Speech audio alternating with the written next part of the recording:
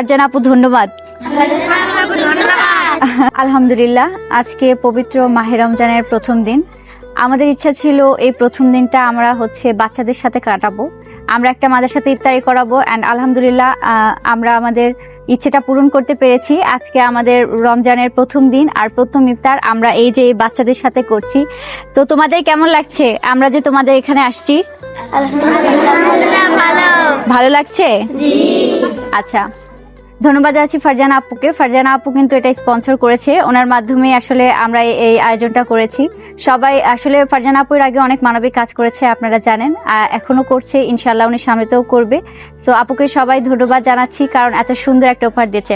আচ্ছা, তোমরা সবাই বলো ফারজানা আপু ধন্যবাদ। তোমরা খুশি হয়েছো? আলহামদুলিল্লাহ।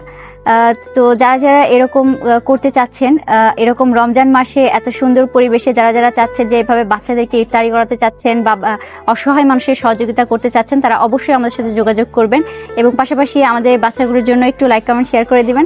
সবাই একটু ভালোবাসার মানুষেরা আপনারা ফারজানা আপুকে ফলো করে দিবেন।